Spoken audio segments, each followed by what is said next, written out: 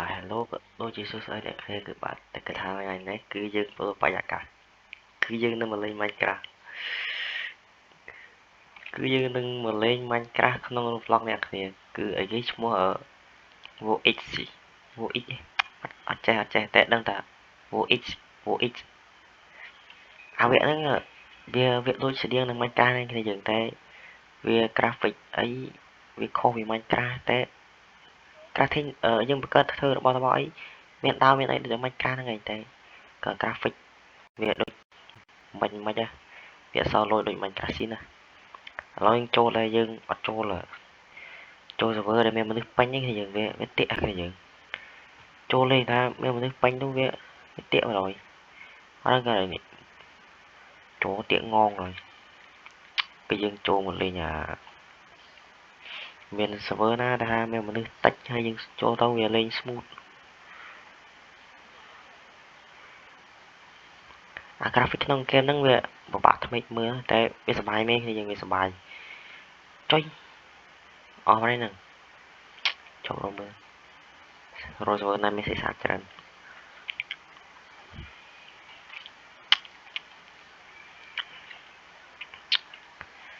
តែយើងចូលទាំងអស់គ្នាបាទចូលដល់ក្នុង game ហើយចប់តែតាកមែនគឺយើងមក change avatar នេះ avatar មានច្រើនយើង avatar មានអានេះគេRen ហ្នឹងហើយអានេះ Asker អានេះ Chainsaw Man អានេះក្នុងរឿង Chainsaw Man ហ្នឹងតែតួស្រីគ្នាយើងហៅស្អីគេគូចោលសាច់ក្បាលណារត់ទៅអើយយ៉ាងឿយ៉ាក្បាលលិចអានេះស្គាល់ទេយើងបាទនេះ Zoro អានេះ Luffy សាស្គេគឺយើងលេអា skin នេះ skin pro មើលទៅវាអត់ smooth ថ្មេចទេតែយើងលេ skin នេះម្ដង skin មើលទៅថ្នងដែរហើយច្រឡំយើងមកស្រី graphic ទៅដាក់នេះទៅវាលេង smooth ជាយើង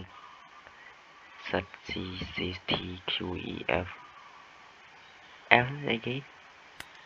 តែយើងកុំខាតពេលយើងចូលលេងទាំងអស់គ្នា let's go អានេះ invite friend ណាចូលដល់នឹងតិចហើយតិចមកចប់សេរីអស់ហើយអស L ហើយអស F អាឡើងទៅទៀតចប់មក server មានម៉ាននេះជួយច្រើនណាមិនឃើញតែម៉ាននេះចាំ lag ពេញនេះចាំកាប់ឈើគឺយើងចូលមកដំបងគឺអត់មានធ្វើអីច្រើនទេគឺយើងគឺថាយើងចូលដល់យើងកាប់ឈើអត់មានការងារច្រើនទេថាកាប់ឈើហើយយើងយកឈើទៅធ្វើដាវអូយបាត់ដាច់ពីរអញកាប់យកកានេះទៅបោកចូលទៀតចាប់ផ្លេចដូចមានមិនទេផ្លេចគិតធ្វើនេះមួយសិនចប់ធ្វើគេនេះ stick បានដាក់ទៅកាប់គេយើងធ្វើ px ឈើទៅកាប់យកនេះ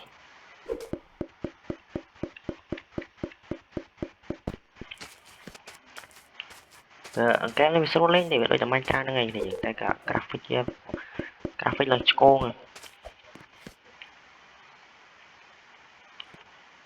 អូឃើញ Q មួយទៀតជប់ចាំតិចសិន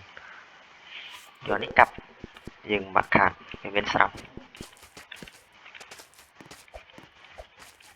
នេះឃើញអោតាស្អីគេនោះ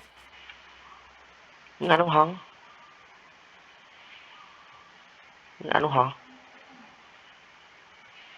អីលុយមកអើយយកមកកាប់ថ្មទៅមកនេះយើង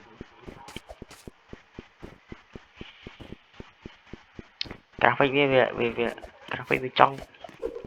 khăn những graphic mình cả xin đi rồi về trong là về chụp ma về nhà về chụp ma lần bài tỏa rằng na một tôi con thay rồi mặt tao nô tiện ra cặp cho smart cặp cho smart tại những bạn mó nhưng chả là cái đâu sắt à sao sắt zoom ô sao sắt zoom ó sâu vào đây chọc cứ dừng một để thôi bị ăn ó nâng chọc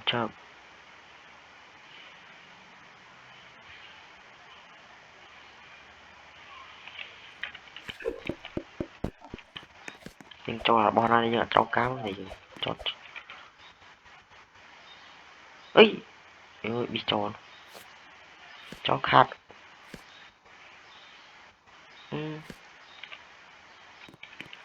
phải cho gì để nó kill enemy chụp tình capture style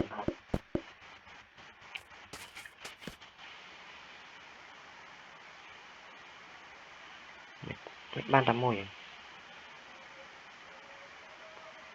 tại chắc số chưa khơi mình ấy dạ nó crom đây cái giờ nó kia nó crom đây trong đó tao na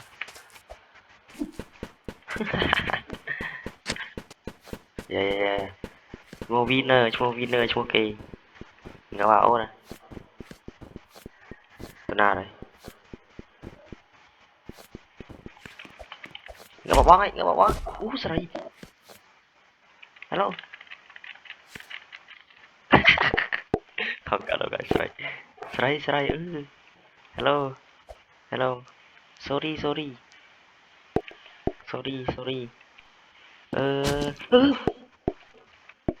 chứ mà quay bắt mình ý rồi Sray này đã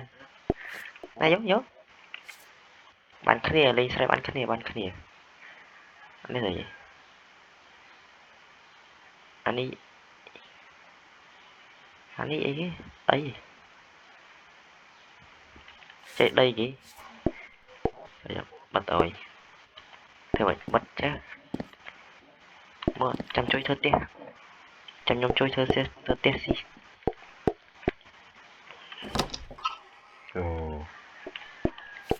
trời ở mình chung á này đã ơi nó tao đẹp phép man chú say ngập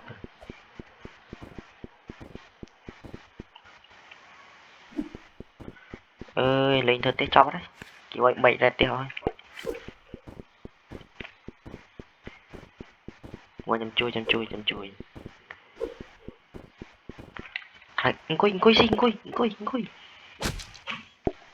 anh coi gì là ai nó lớn rồi thế nhưng mà bây giờ coi cái mượn khơi cho dân tây gì à, kẹt cái mượn khơi cho nó lớn các bạn là cái bầy và nó cho Luffy đi coi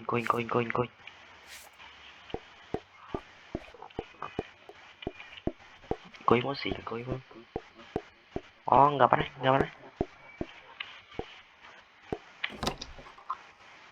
đừng lang gặp đấy kira teh rồi tadi buat nomor red sai ở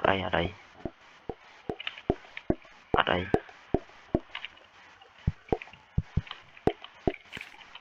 coba đi thông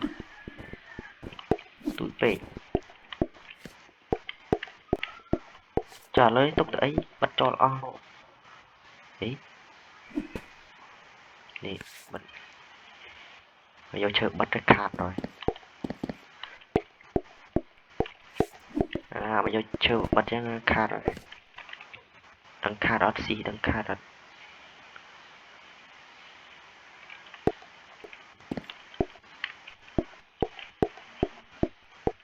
mua Veni yeah hết ra rồi ê chơi kỳ này chưa ra chỗ đi Khởi add mới đấy. Add môi đấy. Đấy, sẽ cái. Add friend. Năng.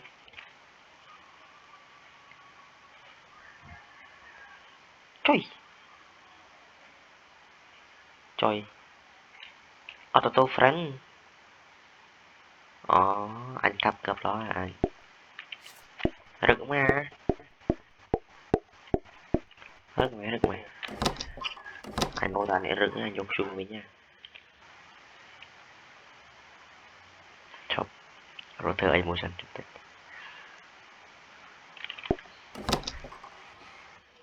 Anh ngồi chơi đi thôi. Thơ anh. Ui.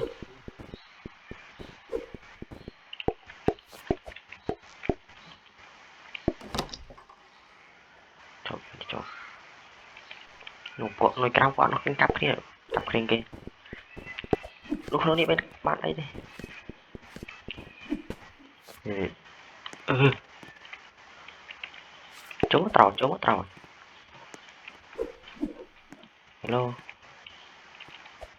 Hello.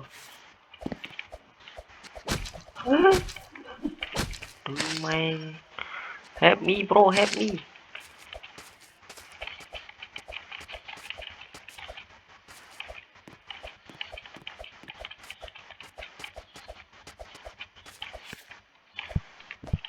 Ôi sao ạch trời mày. Cho ma ơi. Chết ngơ bà.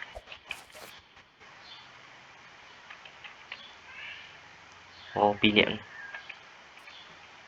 Ê, bọn nó Việt gì. Mấy mày. Chị đây oi lớn mà oi lần đó cặp cho chết ngơ mình. Ô cánh xuôi. Giờ tao đơ ra sang kìa. Môi, na kia. Anh ít đích mình cá chẳng là bây dừng cùi đó. Kiếm mượn khơi chua dừng về lấy các bạn nè, bây dừng cùi nha. Kiếm mượn khơi chua lấy các bạn dừng đi. Việc em đá này nha. Chà. Những chiếc ngoan.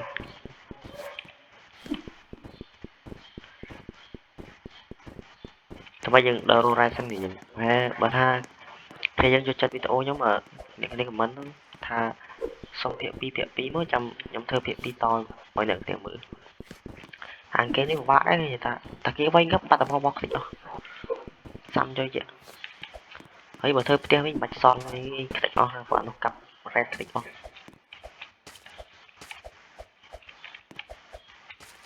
bà thơ tiêu bị chơi với nhá đất plate template bắt chơi đi tiêu lì và cặp vô cái đó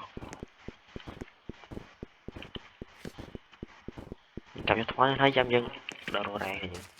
nước chiếm tạch thoáng ăn gấp bắt thôi à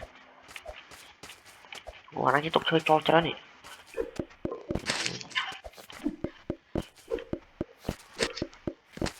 nó này ở nhưng đang đài kia re thì ha phải cho nên mong tức thì cứ rô tam thọ nhé cứ rô ngày khởi này hay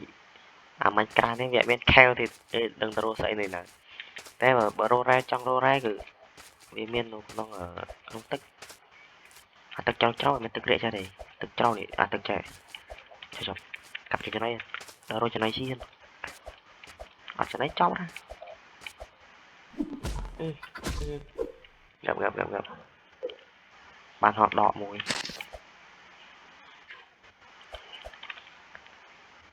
trời quay mất bắn thật chú à thì kìa sao chơi chị kem lôi đấy chẳng ai giờ công tơ những ôm anh cả xin Việt cơ đấy nhà linh anh cả nó hộp lọc này nice one chụp tại chắc là khi dừng mới tôi xua các bạn này ngớ mày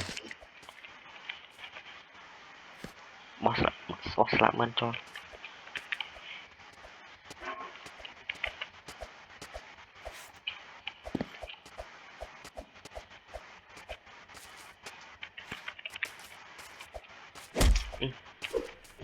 Đây rót lớn ấy. Này. Bên sau thì bán sau tụi đam thì cũng tân tao sai bị đánh tức giật vì pro ra về chơi với nó thành tức này.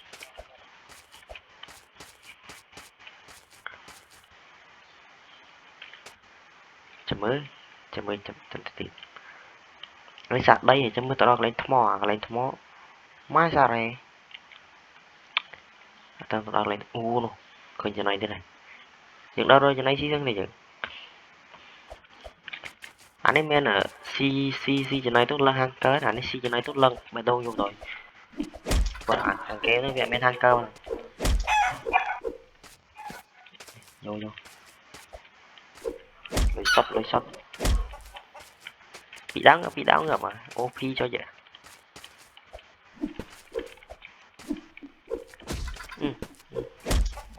Các bạn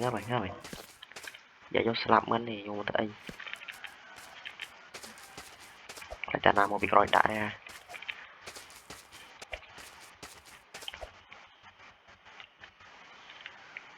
chơi chọc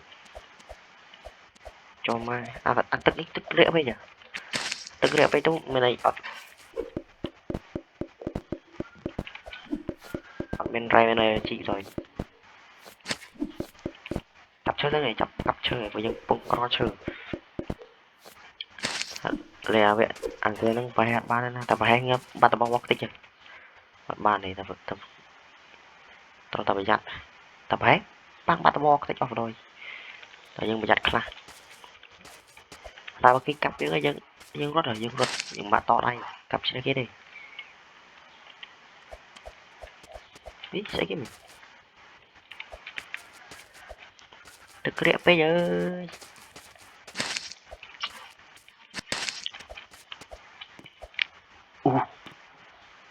cái lịch mình khơi dậy mình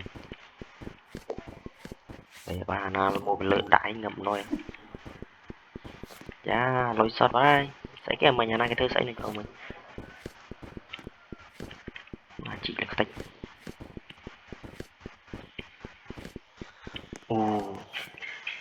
đấy mà tiếc mấy nhà xây vậy chọc thứ bị ảnh mới hơn có mọi khăn mấy tiếc thằng xây ghê block of cool cái chu một đông xây ô này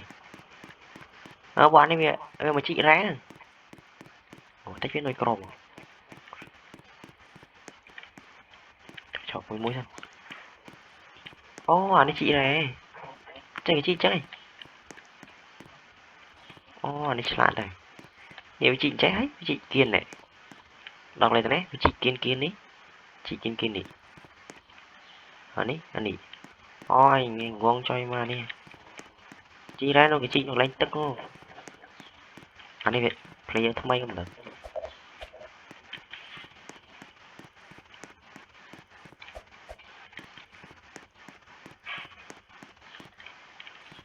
vậy lọc bạc à này chụp lần từ với nha ra nó cái chị đô lên tức không anh miên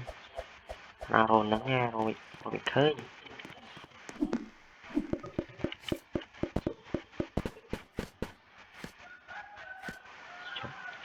mò thon xong rồi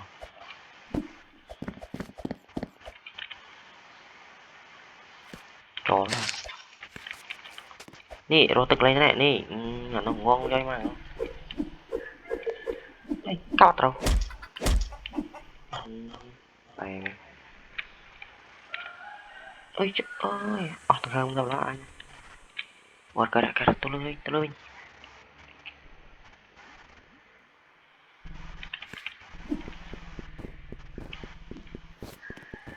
đồ lỗi nè trong phone phân tích xong rồi qua đây đã thuế à đã thuê cơn này đã thuê cơn chụp cái này lên anh luôn tỉnh ngọc lại nè ú lỗi để cho đọt trận này từ hàng cờ bán đấy cho mơ tầm chết khơi mà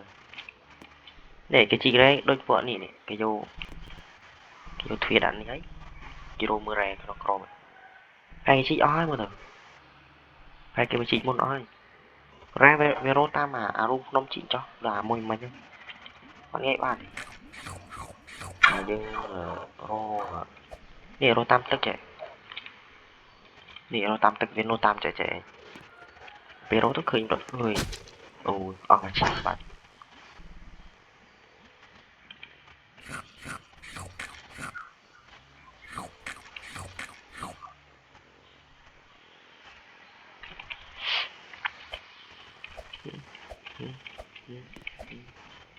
ô quả này rô ói mà thôi cho chồng cái gì nhỉ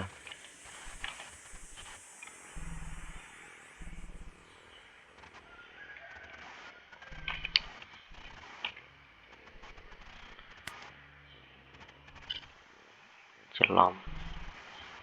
by you living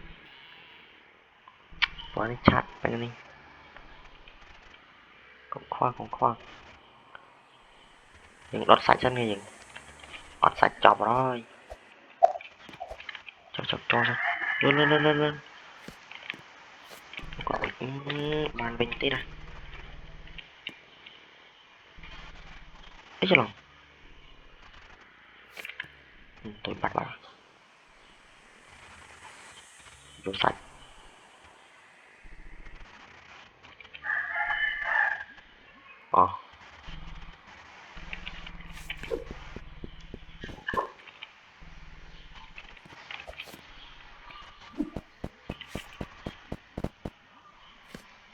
để bắn phim mỗi số đó chơi rô nào bán nha yo bro tập 2 đang các bạn đang gặp bà bóng rồi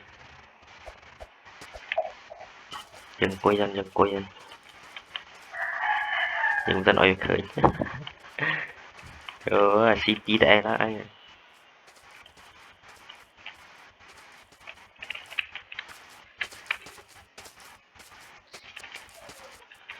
thì bóng cặp chiếm đây này nhưng plon video vô máu em rồi mãi tao rồi xây như này chăm tập plon video có mọi việcขึ้น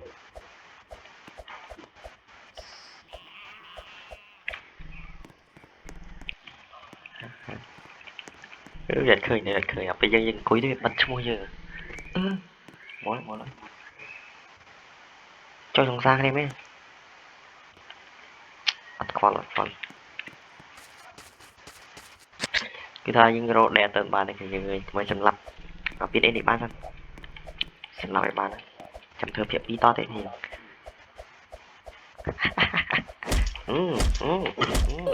hộp cả nhà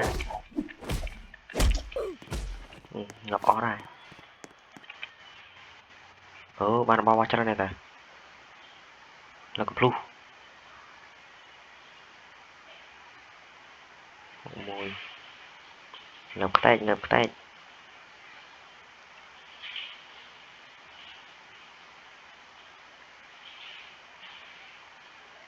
cho đại số rồi rệp đại số rồi cho nó vô ấy không cái thì bot tục rôm chiếm cho luôn cái cha cho luôn tục chú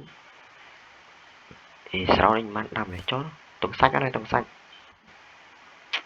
tục mùi chết rồi đã là ngờ mà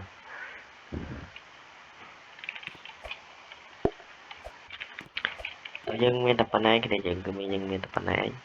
trăm tôi sẽ nói phép phim to thế thì cứ thả phép pi cái dân tôi chỉ ra bàn thì phép mới nó mãi xăm cho vậy tôi chỉ ra bàn xăm cho vậy bye bye